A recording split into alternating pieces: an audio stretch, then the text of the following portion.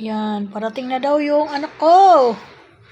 Tumawag, nasa Montalban pa daw. Buti na lang tumawag. Naalala ko yung may utang doon sa may dadaanan nila. Pinasisingil ko. Pinasa ko na doon yung listahan ng mga kinuha niyang items. Sabi ko daanan mo na lang at para wala nang binabalik-balikan doon.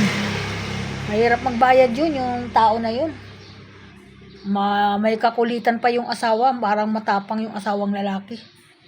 Ayan, yung babae naman nagtatago. Yung asawa, nagtatago lagi kasi ang dami ata niyang utang. Milyon ata utang niya. Nagtayo ba naman siya ng wholesaler siya ng grocery na malaki. Tapos, ang ginawa niya, puro inutang pa yung mga itininda ata niya. Kaya, sunod-sunod ang taong naniningil sa kanya. Ngayon, na-bankrupt siya. Yun na nangyari, mga guys. Ang hirap talaga magtayo ng negosyo kapag wala kang sapat na puhunan.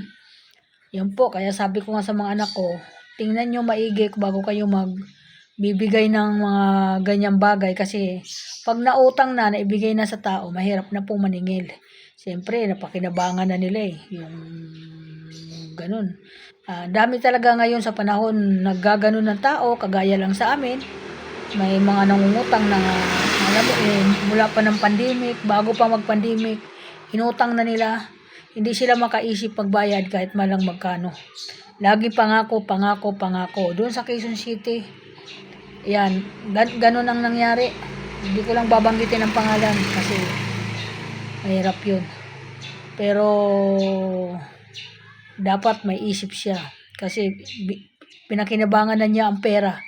Buong buo binigay sa kanya ang pera na 100,000 na walang kulang, walang labis.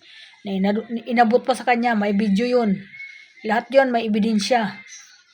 Pumirma siya sa kasunduan, binidyohan, akala niya hindi siya binibidyohan bago inabot ang pera. Hindi naman namin kaano-ano yun. Hindi naman namin kamag-anak para hindi siya magbayad. Grabe na po mga guys, sobra na po talaga ang bait ng anak ko, hindi talaga siya nakaano. Okay lang yon. Pero pag natutukan ko yan, marami lang ako ngayon mga nilalakad Kaya pag natutukan ko siya, hindi ko na siya tatawagan. Kasi pag tinatawagan, hindi naman sumasagot. Ang sasabihin lang niya, nagme-message, tatawag na lang ako ate pag mayroon na akong pera. Samantala kung ano-ano ipinapakita niya ng mga titulo ng lupa, hindi ko naman kailangan ang titulo niya. So ang kailangan ko, magbayad siya ng utang. Yun lang po. Ayan, natatawa nga ako sa kanya Kahit napapagod ako maningil sa kanya, napapagod na ako sa kanya Yan. Sabi ko, huwag ka naman ganyan. Sabi ko sa kanya. Buti sana kung 10,000 lang yan o 20,000 lang yan, paubayan na namin sa iyo Sabi ko nga ganun Para hindi na namin magkano lang yan. Pero malaking halaga din yun. Isipin mo yung 100,000 na kinuha niya. Kung saan hinagilap ng anak ko yung pera na yon para maibigay lang sa kanya yung pera na yon. Di ba siya naawa? Tapos nagpakasarap siya doon, pati anak niya, sinama pa sa pagpapasarap niya, pagkain. Bumili siya ng mga masasarap na pagkain. Di ko alam anong ginawa niya sa pera na yon kasi 100,000 yun Kasi yung 100,000 sa akin, marami na akong mapupundar nun. Marami na akong mabibili nun. Yung mga ganun, oo, 100,000 kung ako may hawak niyan.